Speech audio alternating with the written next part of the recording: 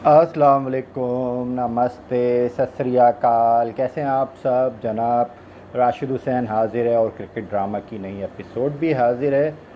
गंगोली और के लिए मुश्किलात बढ़ रही हैं और गंगोली कह रहे हैं कि जो भी सुप्रीम कोर्ट का फ़ैसला होगा वो मान लेंगे।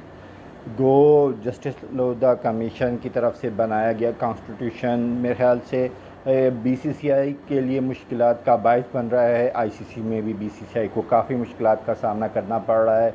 और अब जबकि आईपीएल के स्पॉन्सर्स का फ़ैसला होने जा रहा है, उससे पहले अगर बीसीसीआई के सेक्रेटरी और जनाब सब प्रेसिडेंट को हटा दिया जाता है तो ये आईपीएल की तैयारियों के लिए एक धचका हो सकता है। वो आईपीएल गवर्निंग काउंसिल मौजूद है, लेकिन एक इदारे का सरबराह ना होना यकीनन एक मसले का सबब बन सकता है। और वैसे तो मुद्दत पूरी हो चुकी है, कूलिंग ऑफ पीरियड की वजह से शाह साहब को और जनाब गंगोली साहब को दोनों को जाना पड़ेगा। और ये क्लियर है कि भाई इन्हें अब जाना ही है। लेकिन गंगोली कहते हैं कि सुप्रीम कोर्ट में अपील करना उनका हक़ था, और अगर सुप्रीम कोर्ट उनकी अपील मंजूर करती है या सुप्रीम कोर्ट कोई उनके हक़ में फ़ैसला देती है तो बहुत अच्छी बात है। अगर उनके ख़िलाफ़ फ़ैसला देती है तो भी अच्छी बात है, और वो सुप्रीम कोर्ट के फ़ैसले पे अमल दरामद करते हुए एक सेकंड का वक्त भी नहीं लगाएंगे और अपना ऑफिस छोड़ के चले जाएंगे। तो अच्छी बात है, कानून का एहतराम करना तो बहुत ही अच्छी बात है।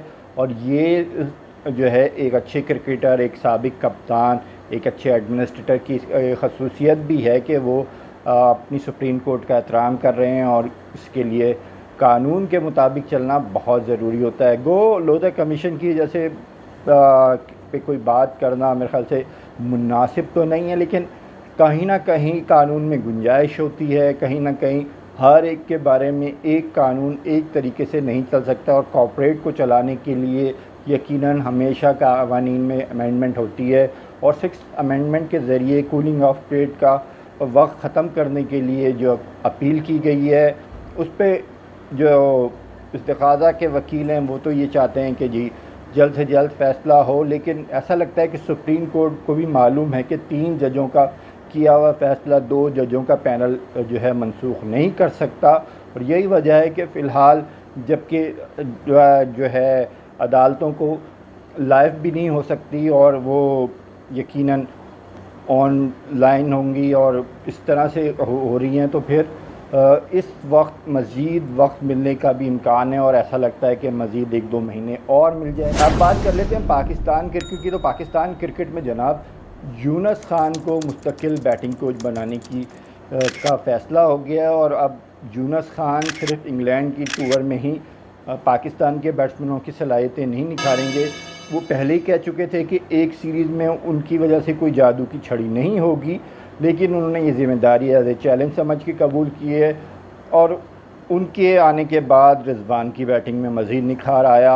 उनके आने के बाद जनाब शान मसूद ने एक सेंचुरी बनाई। उनके आने के बाद जनाब बाबर आजम बड़ी इनिंग नहीं खेल पाए, तो मिक्स सा था। लेकिन अब ये देखते हैं कि यूनुस खान अगर मुस्तकिल टीम के साथ रहते हैं, जिसकी हेड कोच मिसबाहुल हक ने सिफारिश भी कर दी, और वो ये चाहते हैं कि यूनुस खान उनके साथ कंटिन्यू रहें।